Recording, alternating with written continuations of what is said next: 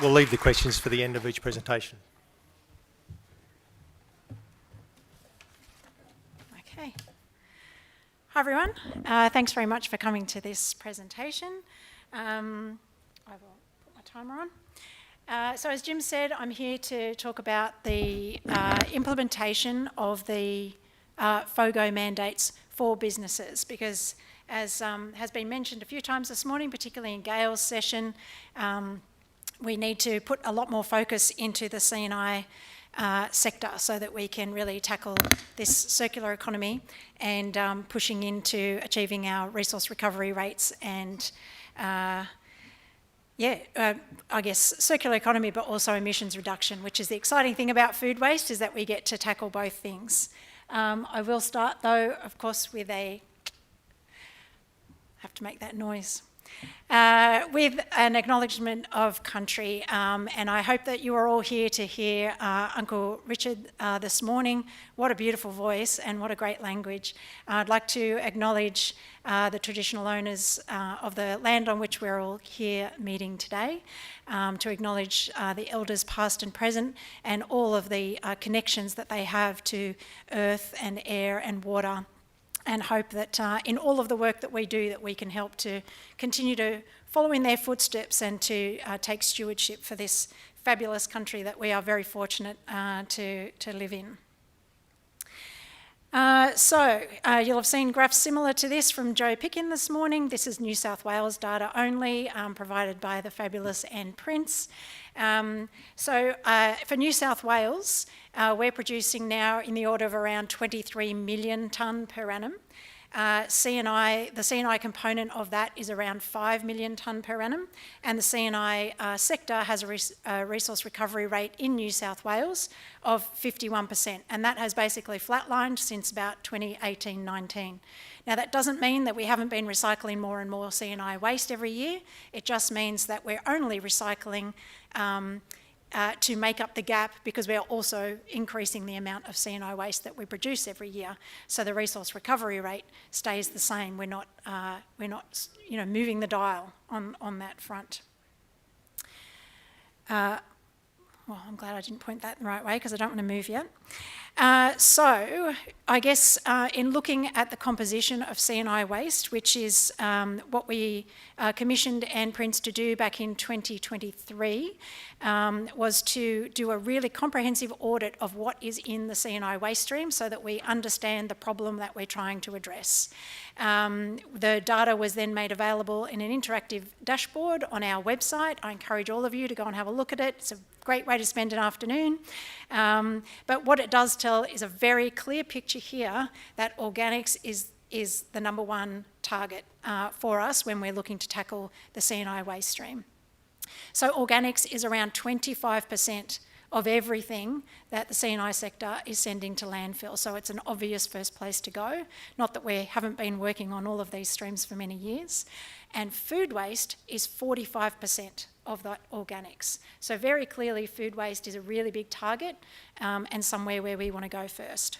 Not only that, but also of all of the industry sectors that are sending material to landfill in C&I, food waste or organic waste is the largest component for pretty much all of the sectors, with the exception of healthcare and social assistance. So with those two exceptions, pretty much all of the industry sectors, organics is their number one material stream. So definitely worth a look. The C&I mandates, which I won't go into too much detail on because my colleague Zach will be talking at length about it in his presentation. But essentially we're going to target the sectors that are producing the most food waste first, and they are the ones who are being targeted through the mandates, so the retail, hospitality and institutions. And within each of those sectors, we're targeting the biggest generators of food waste first. So really trying to be quite targeted in the way that we're doing this. Very quickly, because as I said, Zach will go through this in much greater detail and much more sensibly than me. Essentially in 2026, if a business that's in one of those target sectors is having six 660-litre bins of general waste removed per week, they are captured by the C&I FOGO mandates. By 2028, it's down to 3. If they have 3 660s by 2028 of general waste, they're captured, and by 2030, 1 660 litre bin. So you can see that there's a gradual build-up, which will help the industry and the collections to catch up there. I guess one thing that I'm keen to mention there is just the institutions, so hospitals and schools and so on. So the audit did tell us that it's about 100% of food waste from institutions is going to landfill. So where we do have some early movers in other areas like the supermarkets and so on, institutions are a much harder nut to crack. So we do have our challenge set out for us. But the stage transition helps us to go to the most highly motivated first. And so we really want to work with those innovators and early adopters in this because they are the ones that will help us to create off-the-shelf solutions for the rest of their sector as we move into those, but also allow time for collection services and processing infrastructure to build up so that they have time to get ready for it.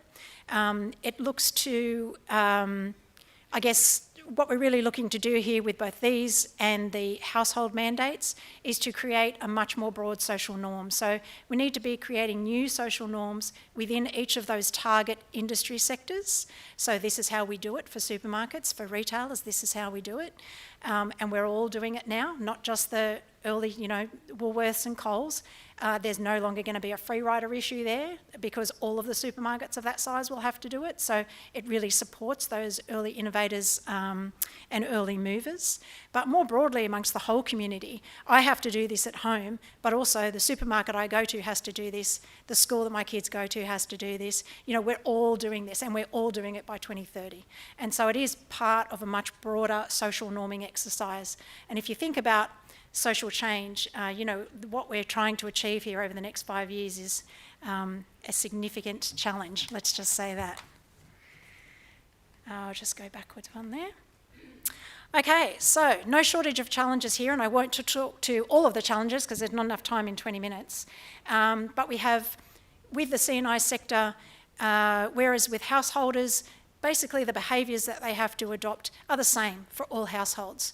But for a supermarket versus a hospital, the behaviours that the staff, the patients, the employees, the managers have to adopt are all very, very different. So we have a real challenge in weeding out what are the behaviours that we're trying to move people to and getting very specific for each of those industry sectors so that they are comfortable and confident to do this. We're starting from quite a low base. So we have at the moment, through our work with WACRA, we know that there are only, just under 3,000 businesses with an organics collection services, and we're looking to ramp that up to about 25,000 businesses by 2030. So starting from quite a low base, we've got a long way to go. Awareness of the mandates and of what to do is also very, very low. So we have an awareness challenge there. And that has directed the EPA actions. So to tackle that awareness, we are building at the moment an awareness campaign, which we're looking to launch in September. We're investing $1 million in this campaign, and it will run through until the 1st of July next year to let people know that they will be captured by these mandates and what to do. We're continuing to invest in bin trim rebates, so businesses can get a rebate of up to $50,000 for small-scale equipment that they might need to help them do that source separation at back of house in their business. And we've been running those rebates now for about 10 years and we'll continue to do that. We have the Business Food Waste Partnership grants, which I'll show you some examples of soon. Lots and lots of pilots and resources that are coming out of that so that we can get to that individual sector-based behaviours that we're trying to move to, and continuing to do all of the social research that we do, the research into compostable packaging, continuing to do all of that research and publish all of that as we go on the EPA website so that we can all build all of our knowledge in the sector, as well as building knowledge out there with those that we're looking to work with. Okay, so first to the awareness campaign. As I said, $1 million investment. The focus initially will of course be on the really big generators and letting them know that this is coming. So the specific objectives of this campaign so that they know what they're required to do, they know when the requirements are going to start, and they know where to go to get information on how to do it. So a lot to get across in a campaign. The campaign will be multifaceted. We'll use lots of channels. So there will be paid advertising, there will be social media, videos and tiles, there will be radio, called assets as well for called community businesses, radio and digital. So a full suite of resources and collateral there is being created. We have already done the first set of focus group testing. So we did initially some broad social research to find out where people were at across all of those different sectors. We used that to inform the first set of creatives, and then we focus group tested that with business owners, business managers, and people who are working in those sectors to see how it resonated and what advice we could get from them on how to make the campaign work. And this is some of the key findings from that. So businesses very, very keen to know, does this apply to me? So critically important that this campaign gets the message across about who is captured. Interestingly, environmental benefits were the number one motivator. So they really interested in the environmental benefits, and they wanted us to downplay any cost savings or anything like that. First of all, because they're a bit wary about whether they will save money, which is fair enough. But yeah, that's really not what their main focus was. Interestingly, it was about the environmental benefits. They want some detail on what this is all about, so we need to actually show people doing things in the ads and so on. So things like this guy here has real food in the bin, so there were some other concepts that had sort of more cartoony type things. They don't want any of that. This has got to be real.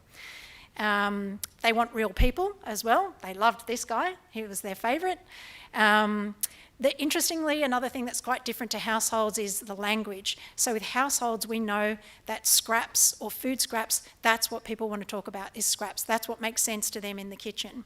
At work, they want to talk food waste. So the language that we need to use with businesses is food waste, not scraps. So it's quite different to households. The testing, as I said, we will be running through what we've learned in those focus groups. We'll be retesting that in June, July, doing some more tweaks, and then looking to kick the campaign off in September this year. Okay, funding support. So we have been providing for the last couple of years now, flipping to the story.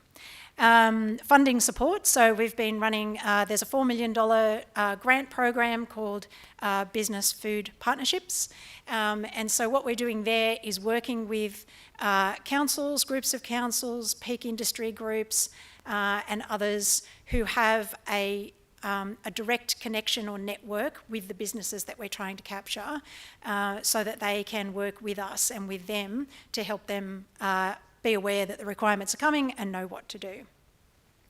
The grants are up to $200,000 each, and the projects can be up to 2 years long. We've already awarded $3.6 million of that. We're hoping to run another round. There are 23 projects already in play, and you can have a look at the website to see what all of those projects are. But I will show you some now because the stories are the most interesting thing in any presentation. So, ORG Group got a grant from us. If any of you are ever looking for a pick-me-up, you should follow ORG on LinkedIn. They're always posting these really positive, personal stories of working with their customers, working with cleaners at shopping centres and so on. Really great stuff. I encourage you to follow them on LinkedIn. So ORG Group are working with their existing customers and broadening that customer base to train them in how to better do this, to increase the amount of food that they're getting into those bins, but also reduce contamination, and that's going really well. Better Business Partnerships, working with their 3 councils there, North Sydney, Willoughby and Ku-ring-gai. Again, they're working with a few hundred businesses who will be captured, early childhood, aged care, hospitality and some large offices.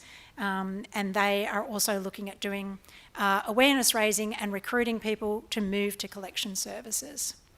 The institutions, the ones that I said are the tough nut to crack. Fantastically, we've got Department of Education on board with one of these grant projects. They are producing a huge suite of resources that they are making publicly available as they go. And these resources are for students, for teachers, for cleaning staff at the schools. They're piloting this work across 10 schools statewide, and they're looking to do a statewide rollout following the learnings from that pilot.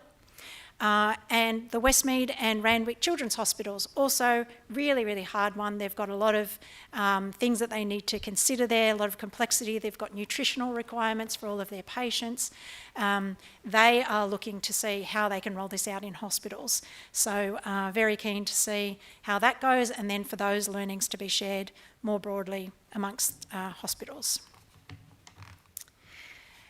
In New South Wales TAFE, this one I love in particular because what the program is doing here, New South Wales TAFE are looking to invest in all of the people who are going into the hospitality sector at the time of their training before they start in the sector. And you'll know that this sector has a high turnover of staff, so really important to grab them early. And ACOR doing the same thing with the hotel sectors. And there's 23 projects in total, so loads and loads of really good stories that we'll be sharing as we go. In addition to the grant projects are a few pilots. So the shopping centre pilot, we've been learning a lot from that. Cleaners, critically important because they're the ones that the food retailers listen to and they're the ones that make this all happen. And the bakery sector, lots of money and environmental savings to be made. Don't waste your dough, really great guidelines there. I guess I'd like to end with a call to action on this. You know, this is a big, meaty challenge, but so worthwhile and a really great way for us to cut into that C&I waste stream. So I guess what I'm looking for from all of you is to help us when this campaign starts. Please boost the campaign through your own channels. Please use all of that collateral. It's all been tested. It's all going to work. But we want to know how that's going in your communities so that we can continue to build on all of that collateral. Please share the links to all of these resources. There's no point us creating this if it's not shared more broadly amongst those sectors. So please, as these resources are going up on our website, link to them from your own channels and peddle them out there. If there are additional resources that you can see a need for, please talk to us and let us know. We want to be part of helping to create those. Connections. We are making a lot of connections with champions in all of these sectors, and I know that all of you are too. It's really good for us to help connect those champions to each other so that they have a network of people, but also to just share those learnings and so on. So any events and things like that that you're putting on, let's talk and let's get those people talking to each other. And that's it for me. Thanks so much. I just wanted to end by saying that I'm just very excited to be cutting into the C&I waste stream and sharing all of this work with you. And I think that we'll have a good crack at trying to hit those targets, which everybody's telling us we won't meet. We'll give it a go. Thanks. Thank you, Kathy. I'm looking